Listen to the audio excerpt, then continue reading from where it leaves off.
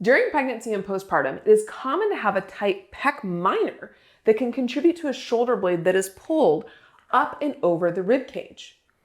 This not only affects the shoulder, but can contribute to neck, mid-back pain, and affect what is happening in your core and pelvic floor. So come join me to explore a chest press variation to help this. Postural adaptations, shallow breathing patterns, chest gripping, caring for a newborn, and a weak serratus or pec major are all potential contributing factors to a tight pec minor. This tight pec minor will pull that scapula up and over the rib cage, contributing to a forward head posture, winging of the inferior border of the scapula, an overly lengthened lower and middle trap, and a more rounded mid-back. This then makes it hard to access the scapular retractors equally on the back, contributing to more pulling happening from the upper fibers and feeling more of your neck instead of your mid-back muscles when doing actions like a row. Releasing the pec minor will then make it easier to feel those middle and lower traps by posteriorly tilting and helping that scapula slide back and down on the rib cage.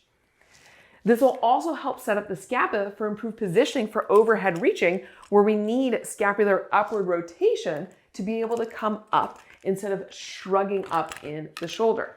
Having a well-positioned scapula can help improve posture, scapular and ribcage mobility, all of which can help with decreasing pressure down onto your pelvic floor and assist in healing a diastasis. I love using a loaded exercise to help teach that pec minor how to lengthen, as well as address imbalances in strength to have a longer lasting effect. Doing an incline bench press on a foam roller can help encourage that scapula to drop down and back on the rib cage, open up the chest, posteriorly tip the scapula, and bring a little bit of extension to the part of the spine that tends to be more flexed with this chest gripping. So let's go check it out.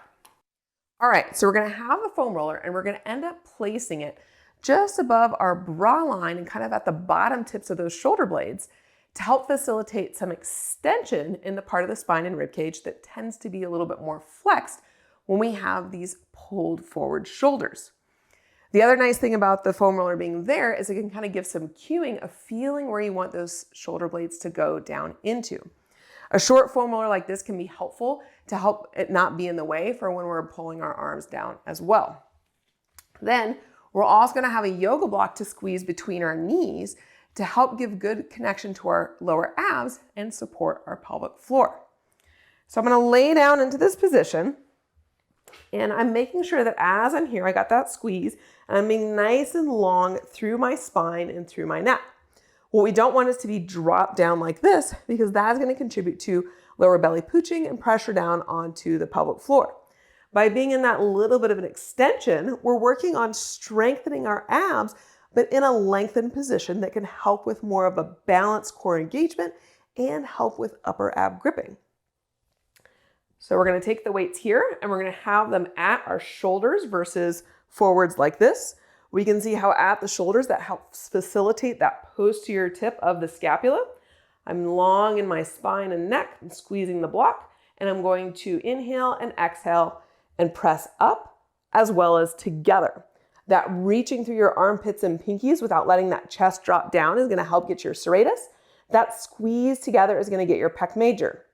You're going to maintain this position as you slowly lower one arm down, feeling that shoulder blade slide back and down and around that rib cage, chest wall is opening, and then I'm going to press up and through. And I'm going to alternate back and forth like this, not letting my knees move, not letting my chest rotate, making sure I go down through the range that I can control that chest opening, and then making sure that I press all the way back up and through as I come back up. So as we go to do this, we're making sure that we're not just pulling the elbow down here, but really using the position and gravity to help push that chest wall back and release that pec minor. Now, if that position feels too challenging for your neck, or you're getting some doming out your diastasis, you can definitely do the similar concepts while laying on an incline bench.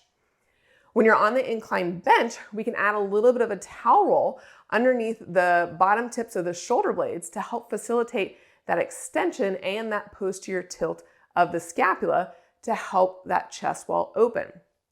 You can also play with support behind your head and neck, whether you need it a little bit higher or more underneath that cervical curve, and seeing what feels best to you. In the end, we don't want to feel any tension in our neck, but it feeling nice and supported as we go to do the movement in our upper body. The bench will also provide some support so you're not having to work your abs so hard in that position. The other thing you want to make sure of is that you're getting some pec major. So as you're going to come up and pull towards the midline, you can do it with one hand to start and feel down the center of your chest to make sure that entire chest wall is puffing up. Remember, an inactive or weak pec major can contribute to the pec minor doing too much work. So we really want to make sure that that pec major is showing up in that concentric position to help support what's happening in your shoulders. And then it's also going to help give better support for that eccentric lowering. If you're not feeling it engage, you can add a horizontal band for resistance to add in a little bit more of that adduction and cue in that pec major to show up. In that instance, you would most likely just do it one arm at a time. So give it a shot and see if you feel your shoulders can relax down and back on your rib cage with greater ease afterwards. Even better yet, follow it up with some rows and note if it feels easier to feel your mid-back muscles working instead of your neck. Did you find this video useful?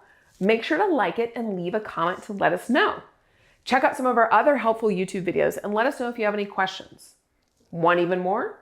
We also have continuing education courses for fitness and movement professionals that you won't want to miss. So check out the description below for more details.